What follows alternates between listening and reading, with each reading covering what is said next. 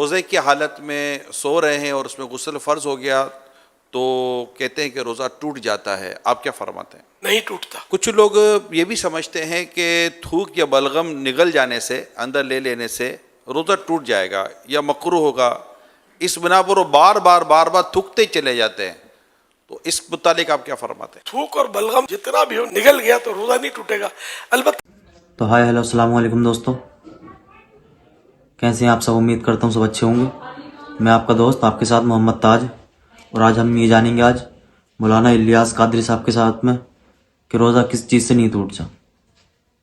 سارا واقعہ ہم جانیں گے، کس چیز سے ٹوٹتا ہے، کس چیز سے نہیں ٹوٹتا ہے، ہم سارا واقعہ جانیں گے آج یہ، اور ہمارے ساتھ بنے رہیں، انشاءاللہ سیکھنے ملے گا، ہم جانتے ہیں۔ چلیے آئیے پہلے ویڈیو دیکھتے ہیں، بعد میں بات چیت کرتے ہیں۔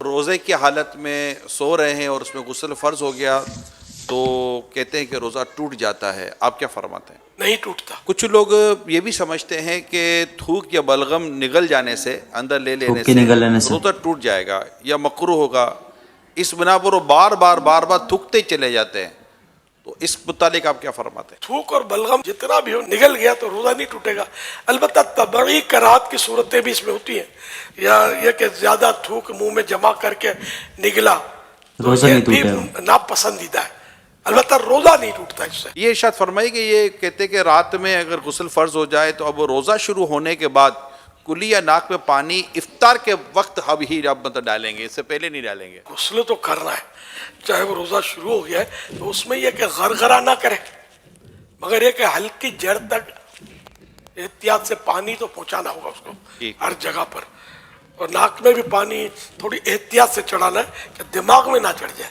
اگر دماغ میں پانی چڑھ گیا تو روزہ ٹوٹ جاتا ہے، جبکہ روزہ یاد ہو، اور یہ وضو میں بھی احتیاطیں کرنی ہے۔ کیا الٹی آنے سے روزہ ٹوٹ جاتا ہے، وامٹنگ؟ الٹی خود بخود کتنی ہی آئے چاہے بالٹی بھر جائے روزہ نہیں ٹوٹتا، البتہ خود جان بوجھ کر مثلا انگلی وغیرہ منہ میں ڈال کر الٹی کی اور وہ منہ بھر ہو تو روزہ ٹوٹ جاتا ہے، جبکہ روزہ دار ہونا یاد ہو۔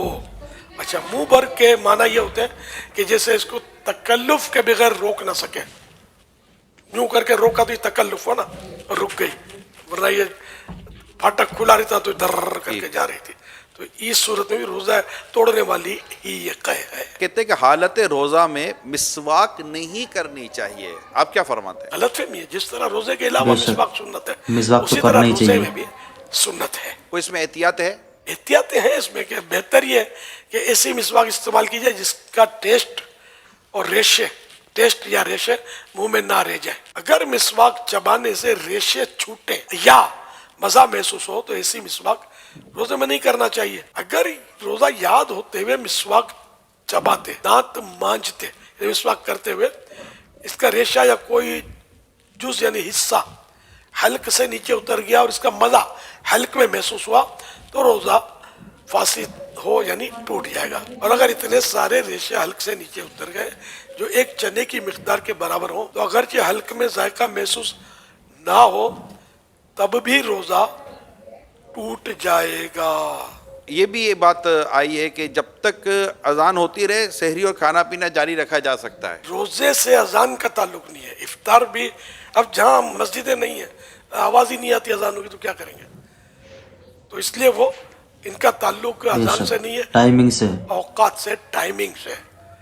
سحری لوگ کرتے ہیں کہ ادھر کی اذان کی آواز آ رہی ہے، ادھر کی اذان کی آواز ابھی نہیں آئی، تو یہ علم کی کمی کی وجہ سے ایسا کرتے ہیں، ایسا کچھ نہیں ہے۔ ٹائم اذان نماز کے لیے ہوتی ہے۔ کہتے ہیں کہ یہ چوٹ وغیرہ لگنے پر جو خون نکل آنے یا خون ٹیسٹ کروانے سے روزے پر کوئی اثر نہیں پڑتا، آپ کیا فرماتے ہیں؟ درست ہے جس نے کہا کہ روزے پر کوئی اثر نہیں پڑتا۔ روزے میں انجیکشن لگانے سے کیا روزہ ٹوٹ جائے گا؟ جی نہیں، اب یہ کہا گیا کہ روزے میں عطر یا خوشبو سونگھنے سے روزہ ٹوٹ جاتا ہے، یہ بھی غلط فہمی ہے، روزے پر کوئی اثر نہیں پڑتا اس کا۔ کچھ لوگ سمجھتے ہیں کہ جو مرض یا کسی اور درست عارضے یا بغیر عذر کے روزہ چھوڑ دے تو فدیہ دینا اس کا متبادل ہے، اس کا نعم البدل ہے۔ جی نہیں، ایسا کچھ بھی نہیں ہے، صرف وہ شیخ فانی کے لیے کہ ایسا بوڑھا آئندہ اس کو روزہ رکھنے کی طاقت آنے کی امید نہیں ہے، ایسا کمزور پڑ گیا ہے، روزہ برداشت ہوتا ہی نہیں ہے، तब जाकर फिदिये की सूरत बनेगी। इसमें भी ये देखना होगा कि अगर ये गर्मियों में नहीं रख पा रहा, ये सर्दियों में रख लेगा,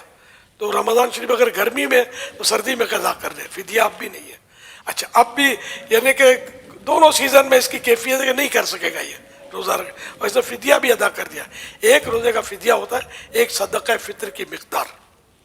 तो अच्छा, अब इसने फिदिया भी दे दिए, सब कुछ कर लिया, और फिर इसमें ताकत आ गई रोज़ा रखने की, तो वो फिदिया नफल सदका हो गया ओके। और रोज़ा कज़ा करे। कुछ लोग समझते हैं कि रोज़े की हालत में ठंडक के लिए नहाना या कुली करना ये मकरूह है, क्या ऐसा ही है? मकरू नहीं है, मना नहीं है। हाँ, अगर परेशानी जाहिर करने के लिए कोई मतलब यानी कि कपड़ा लपेटता है या बार बार कुलियाँ करता रहता है, तो उसका मतलब ये करना ये मुनासिब नहीं है। इबादत में दिल तंग होना ये अच्छी बात नहीं। कुछ लोग समझते हैं कि कुली करते हुए अगर गलती से पानी हलक से उतर जाए तो रोज़ा नहीं टूटता। अगर कुल्ली करते हुए रोज़ा याद है और पानी हल्क से नीचे उतर गया तो रोज़ा टूट जाएगा, और अगर रोज़ा याद नहीं है तो चाहे जानबूझकर पानी उतार दिया हल्क से नीचे, तब भी रोज़ा नहीं टूटेगा। ये बात भी है कि जो ख़वातीन प्रेग्नेंट होती हैं, हामला होती हैं, या दूध पिलाना इनको होता है, तो उन पर रोज़ा फ़र्ज़ नहीं है। इन दोनों सूरतों में तो ऐसा नहीं कि रोज़ा फ़र्ज ना हो। अलबत्ता बच्चे की जान का या बच्चे की माँ का यानी कि जान का ख़तरा है, या कोई सा मरज़ हो सकता है कि जो इलाज मुश्किल हो जाएगा, सख्त मरज़ जिसको बोलते हैं, इस तरह की कोई उज़्र हो, तब जाकर रोज़ा बाद में कज़ा करने की इजाज़त मिलेगी। सिर्फ इसको मतलब यह कि हामिला है या दूध पिलाती है, सिर्फ इस वजह से इजाज़त नहीं मिलेगी। दूध में भी यही है कि मतलब अगर वो दूध पिलाएगी तो वही जानों के ख़तरे हैं, इतनी कमज़ोर पड़ जाएगी कि दम तोड़ देगी, या बच्चे को दूध नहीं पिलाएगी बच्चा फौत हो जाएगा, तब जाकर रोज़ा छोड़ने की इजाज़त है, और बाद में कज़ा फिर भी फ़र्ज़ है। अगर खून की कमी है तो वीकनेस है, उसकी वजह से वीकनेस है, तब क्या रोज़े में कोई रियायत है? इस तरह के जो भी अमराज हैं तो इसमें या तो अपना तजर्बा है कि मरज़ बढ़ जाता है, या कि जान के लाले पड़ जाते हैं, ख़तरा जान चली जाएगी या अक्ल चली जाएगी वगैरह। एक तो अपना तजर्बा है तो रोज़ा कज़ा करने की इजाज़त मिलेगी, या कोई खौफ खुदा वाला डॉक्टर, बाद डॉक्टर बात में कहते हैं रोज़ा मत रखो, लेकिन कोई खौफ खुदा वाला, अल्लाह और रसूल की बातों को समझने वाला, डरने वाला, वो अगर मशवरा देता है तो फिर उसके मशवरे पर वो रोज़ा ना रखे और बाद में कज़ा कर ले। वो यही कि अगर जो मैंने सूरत बताई कि मर्ज़ बढ़ जाएगा, या देर में अच्छा होगा, या जान चली जाएगी, या अक्ल चली जाएगी। तो जी दोस्तों, मैं उम्मीद करता हूँ कि बेशक सब कुछ समझ में आ गया होगा क्लियर करके कि रोज़ा किस तरीके से टूटता है, वो किस तरीके से नहीं टूटता है, हम क्या गलती करती हैं दिन भर रोज़े में। तो मैं उम्मीद करता हूँ कि अल्हम्दुलिल्लाह बेशक अच्छी तरीके से समझ में आ गया होगा, और समझ में आ गया और वीडियो अच्छी लगी तो एक लाइक कर दें और सब्सक्राइब कर लें चैनल को, ताकि अगले वीडियो आपके मिल सकें। तो फिर चलते हैं, इंशाल्लाह मिलते हैं नेक्स्ट वीडियो में। खुदा हाफिज़।